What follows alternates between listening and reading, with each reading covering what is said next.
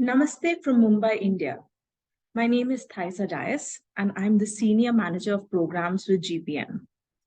Today, I'm here to share a little bit about my experiences in the field and encourage you to be mindful of power dynamics, especially in the work that we do with the communities. The inequality of power is a very old story. History speaks about it. Wars, displacement, climate change are testament to it. But let's bring this story a little bit closer to home. Power dynamics impacts small things, like where we choose to sit in the cafeteria on our very first day, or maybe even the friends that we pick.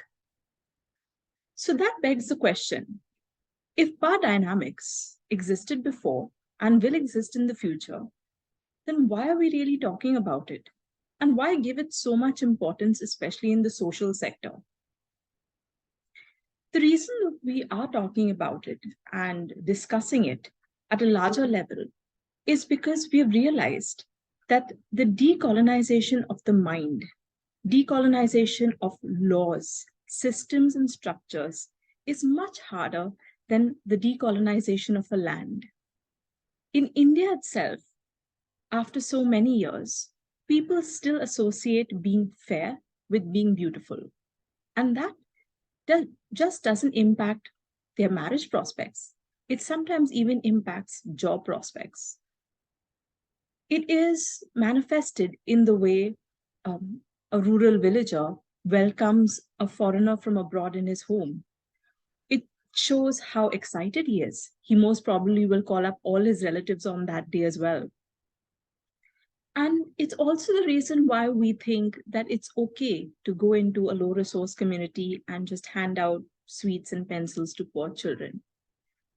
In short, as long as the social development work always offers external solutions to internal problems, our programs are going to be flawed.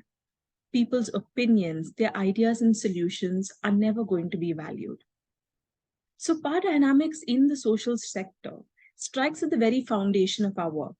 It seeps into theory and systems.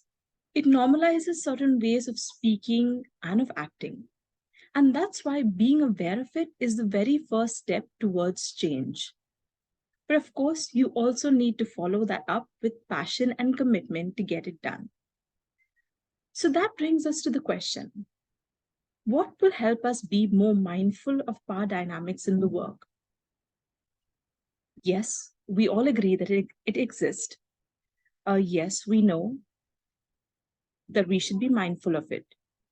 But how do we be mindful and at the same time do something about it? Power dynamics, like I said, manifests itself in the spoken and unspoken word, as well as in things that we do and avoid doing. I always hold on or choose to hold on to the basic premise that when people offer their services, they have a good intention and their intentions are intrinsically good. So, I'm going to share with you a few points that normally help me be mindful in the work that I do.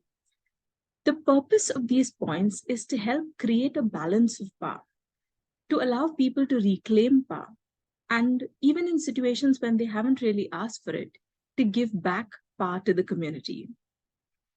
So, the very first thing that I keep in mind is that we should respect that there are differences between us and the communities with whom we work.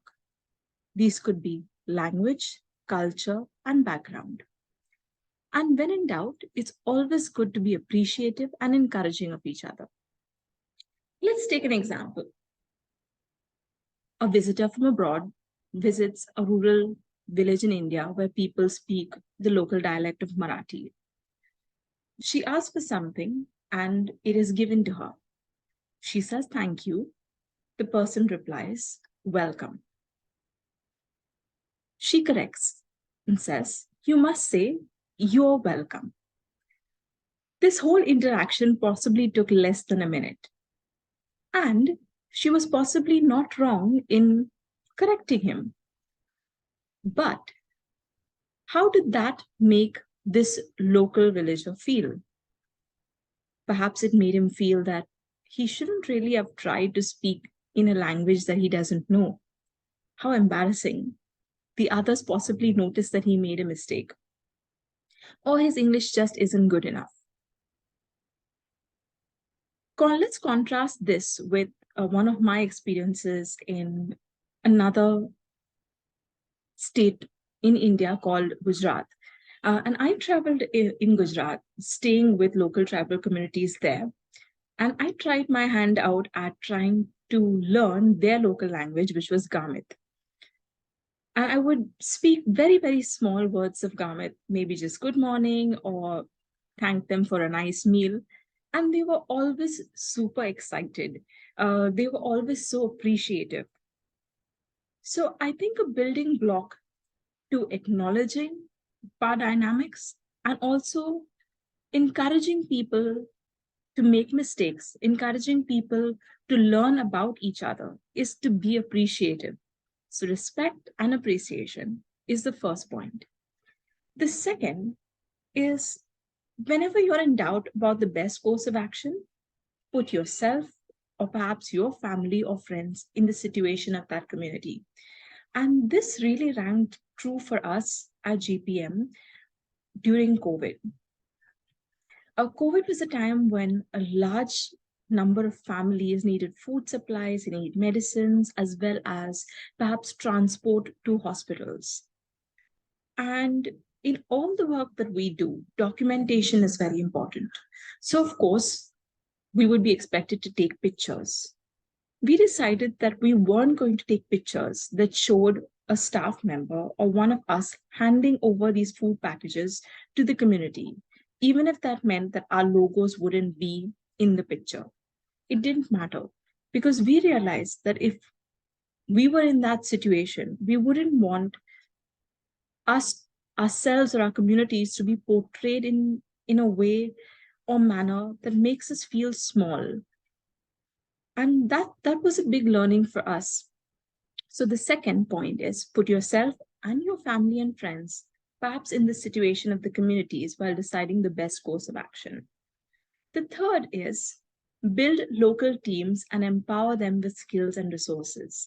Here, another big learning during COVID is GPM has always prioritized creating local community resources. It's also prioritized having local players and local participants on our team, or not just as the daily foot soldiers, but also people who would be involved in the decision making. And this helped us pivot very quickly during COVID. COVID was a time when people couldn't really enter into communities.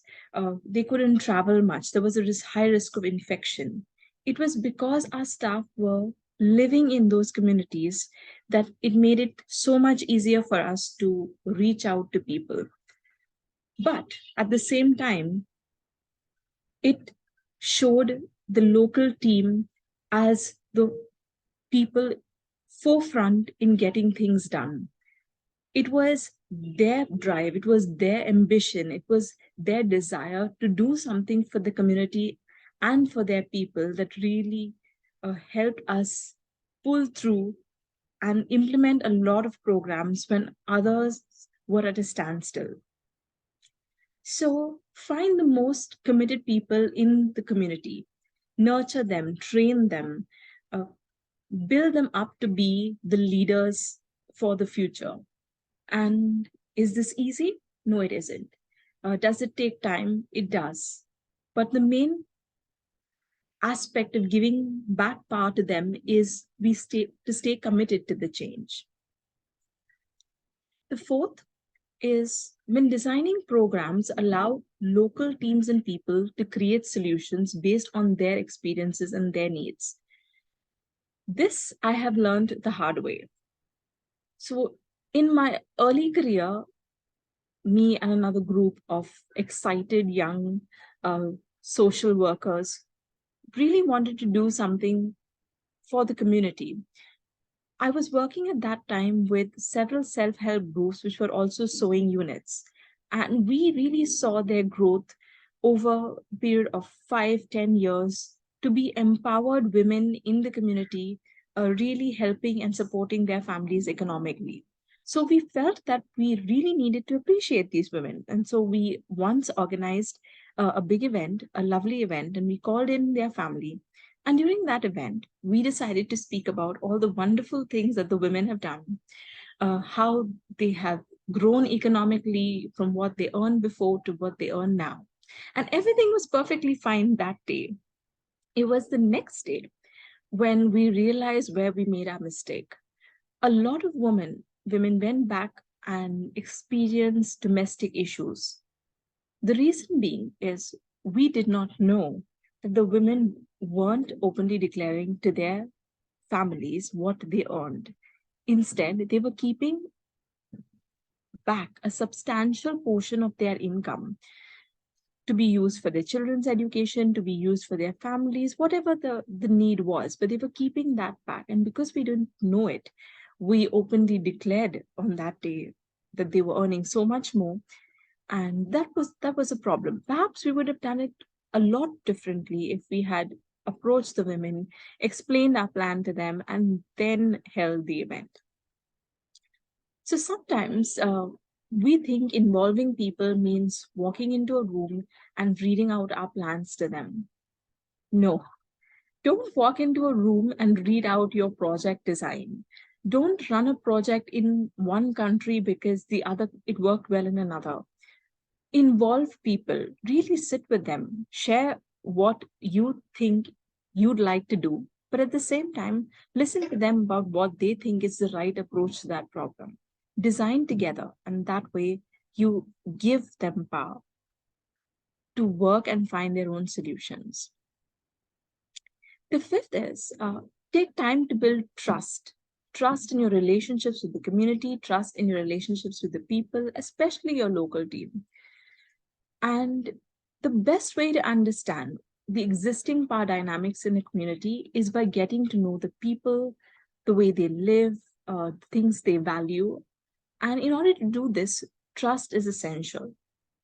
I remember most of our sessions with the community, with farmers groups or women, are normally in a more relaxed setting, under a tree, outside in a field. And once we were having this meeting with a farmers group, talking about, of course, agricultural issues, uh, when they asked and said, "This is great, but can we talk about something else?" And I said, "Sure, go ahead." And they spoke about the need for their little children to have an English nursery in the village.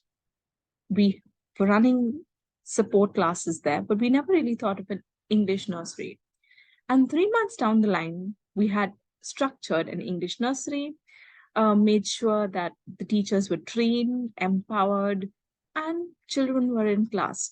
So I think when you build trust with the community, they will approach you with things that are important to them and give them the opportunity to speak about it. Also, make sure that we have enough power to move things around to respond to the needs of the community. Last but not the least is we all have a lot to learn from each other. So be humble. GPM is currently running a project on digital access in a rural tribal village in Mokhada. And one of the things that we do is monthly reports to the government officials. So we went to visit this high level government official who's in charge of the sub district. And I took along with me two of my field staff so that they could share their experiences. And wonderfully so, from everything that they heard that day and they spoke about that day, when we were having a briefing session with them, they said the one thing, their one takeaway from that session was her statement that said that the government, of course, she personally and the government, looks at this project as a way for them to understand the challenges in the field, but more importantly, a way for them to learn what's happening and perhaps replicate that same model in other areas. And they were just taken aback. They said, "Wow, this lady wants to learn from us." That was a big deal for them. It gave them a sense of pride. It really helped them value what they did, but it also gave power back to them. It said, I'm not here as a government official to tell you what to do. I'm here as a government official to support what you're doing, to learn from what you're doing. So, just to go through a quick recap of the 6 points, the very first one is respect. So, respect that there are differences between you and the communities with whom you work. When in doubt, be appreciative and encouraging of each other. When deciding the best course of action, put yourself, your family, or your friends in the situation of the communities. Third, build local teams and empower them with skills and resources. Fourth, when designing programs, allow local teams and people to create solutions based on their experience and their needs. Fifth, take time to build trust in your relationships with the community and get to know people, especially your team. And sixth, we all have a lot to learn from each other. So be humble. I urge you all not just to be ambassadors of change, but to be enablers of change.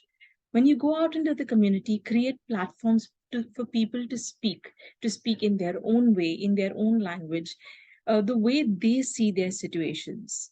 Allow people to reclaim power, not by just giving it to them, but by acknowledging that it exists and that it is meant to be shared. Thank you.